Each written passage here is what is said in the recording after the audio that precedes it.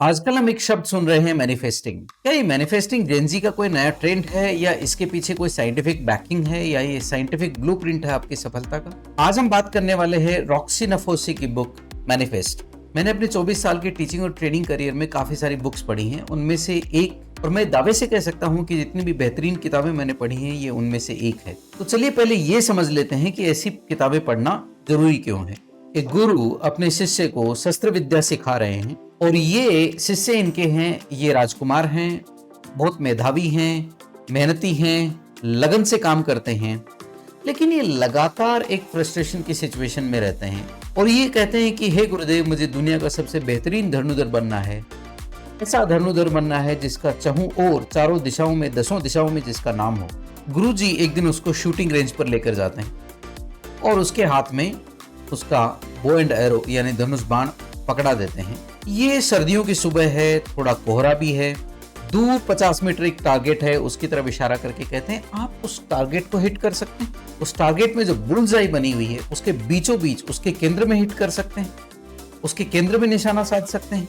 तो वो चौंक कर गुरुजी की तरफ देखता है कि गुरुजी, मैं उस चीज पे निशाना कैसे लगाऊं जो मुझे दिखाई ही नहीं दे रही है। और यही वो कारण है कि ये किताब पढ़ना जरूरी है। ज्यादातर लोग जीवन भर धनुष पे परतंचाई चढ़ाते रहते हैं या डोरी खींचते रहते हैं और धुंध में निशाना लगाते रहते हैं। उनके पास इच्छा भी होती है, इच्छा शक्ति भी होती है, लेकिन विजन नहीं होता। वो जीवन में सफलता चाहते हैं, लेकिन उनको ये एहसास नहीं होता कि सफलता होती क्या है और होती कैसी है। मेरी टीचिंग करियर में मैंने कई बार अपने आप से पूछा है कि क्या क्लैरिटी पर्याप्त है, स्पष्टता पर्याप्त है। लेकिन कई बार लगता है कि ये जो धनुर्धर है, इसका जो धनुष बाण है और इसका जो टारगेट है, इनके बीच में कोई ना कोई लिंक तो जरूर मिसिंग है, वरना इतने लोग निशाना लगा रहे हैं, सफलता कुछ को ही क्यों मिलती है।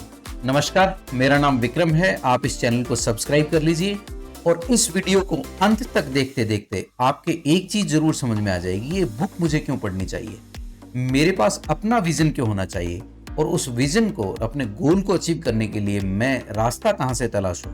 ये आपके एक चीज जरूर समझ में आ जाएगी। और इसका दूसरा पहलू ये है कि सेल्फ हेल्प के फील्ड में इतनी सारी किताबें हैं जिनको हम इस कैटेगरी में रख सकते हैं कि आपको वो अपने सपने अचीव करने के लिए एक रोड मैप देती हैं। तो इस किताब में ऐसा क्या स्पेशल है जो मैं इसको पढूं? तो इस किताब में दो चीजें हैं। ये किताब केवल पढ़ के रखने के लिए नहीं है, इस किताब में आपको प्रैक्टिकल अप्रोच दी गई है। ये एक वर्कबुक है।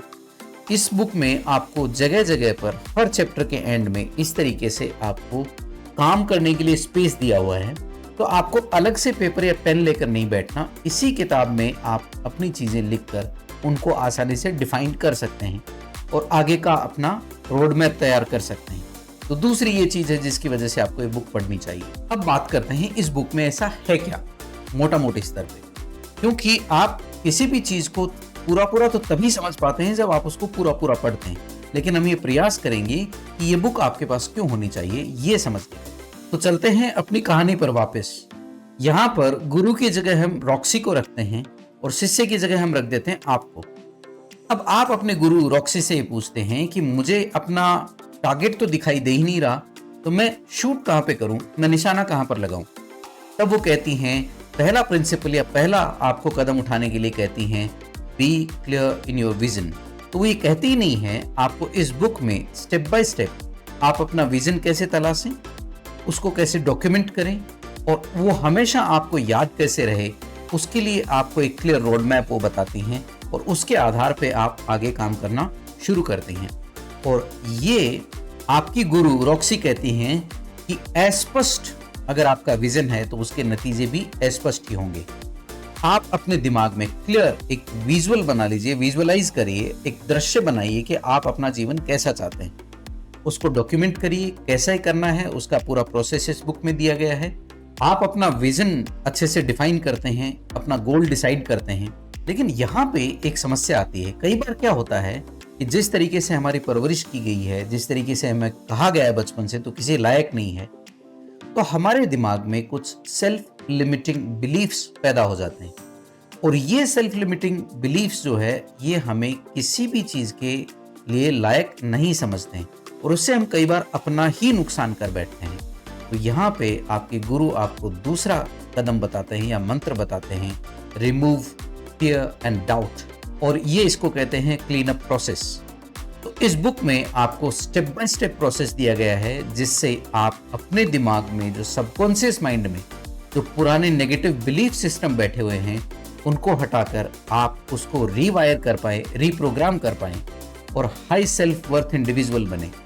अगर आप हाई सेल्फ वर्थ इंडिविजुअल बन पाते हैं तो आप मैनिफेस्टिंग आपके लिए चुंबक की तरह काम करता है और आप हमेशा एनर्जेटिक महसूस करते हैं। अपने गोल में आप मशगूल रहते हैं। आपने अपना विजन डिसाइड कर लिया, अपना गोल डिसाइड कर लिया और आपने अपने दिमाग में ये पूरा मानस बना लिया, सबकॉन्शियस माइंड में फिट कर लिया कि मुझे ये काम करना ही है और मैं इसको करने लायक हूं।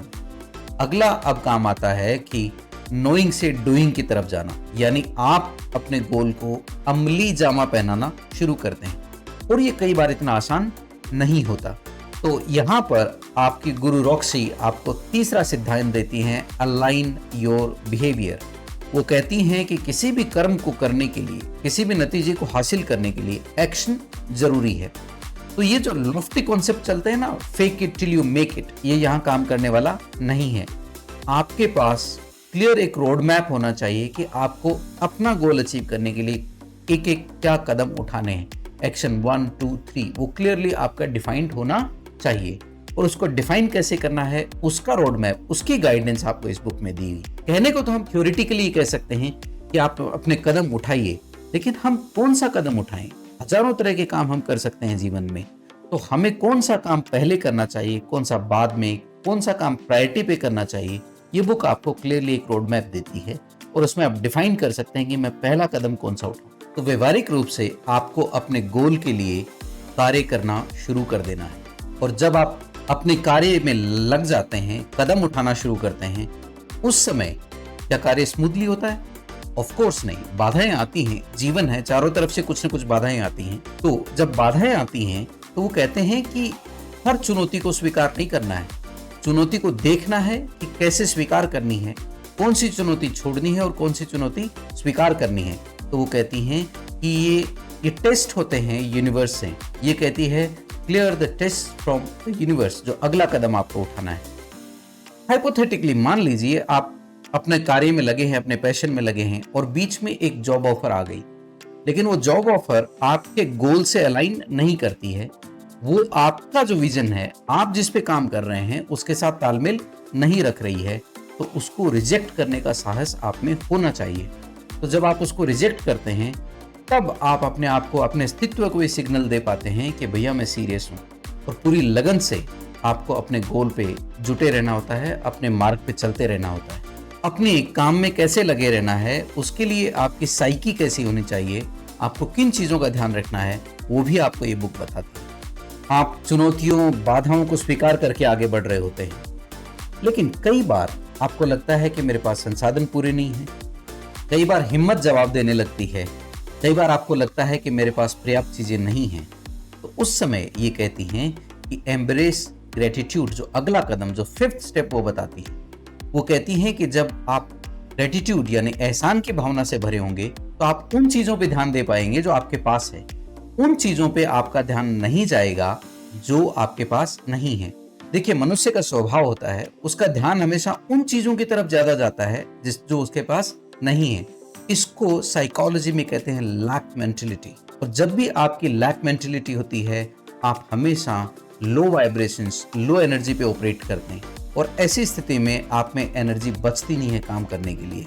तो जब आप एहसानमंद होते हैं, आप ये कहते हैं कि जो प्राप्त है वही पर्याप्त है, तब आप लगन से दोबारा अपने काम में लग पाते हैं। और ये आपकी कहाँ मदद करता है?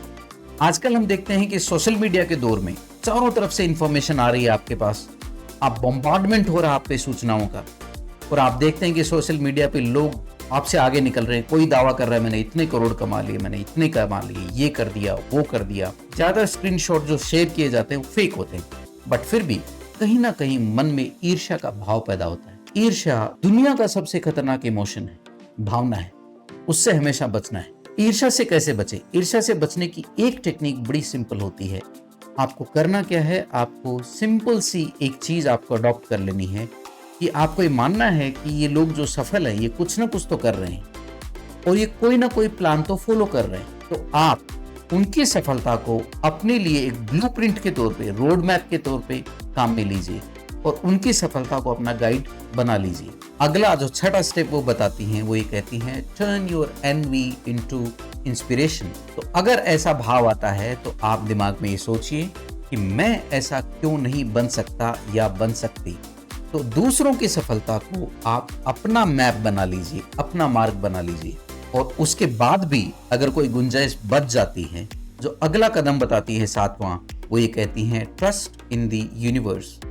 यानी कि आप सृष्टि पे भरोसा रखिए, वो आपके मेहनत को आज नहीं तो कल जरूर रिवॉर्ड करेगी। भगवत गीता में भी कहा है कि निष्काम भाव से कर्म करिए। निष्काम भाव से जब आप कर्म करते हैं तो आपके दिमाग में ना तो भय होता है ना संदेह होता है, और भयहीन दिमाग हमेशा अच्छे से काम कर पाता है। और जब आपके दिमाग में ये सवाल आने लगे कि कब होगा, कैसे होगा, तब आपकी बहुत ज्यादा मदद करता है। निष्काम भाव से किए गए कर्म में आप एनर्जी के हाईएस्ट लेवल पे होते हैं, तो आपको जीवन में ऐसी अपॉर्चुनिटीज भी मिल जाती हैं जो आपने कभी सोचा भी ना हो। बड़ी वंडरफुल किताब है। हर चैप्टर में, हर स्टेप के आगे आपको प्रैक्टिकल रोड मैप दिया गया है।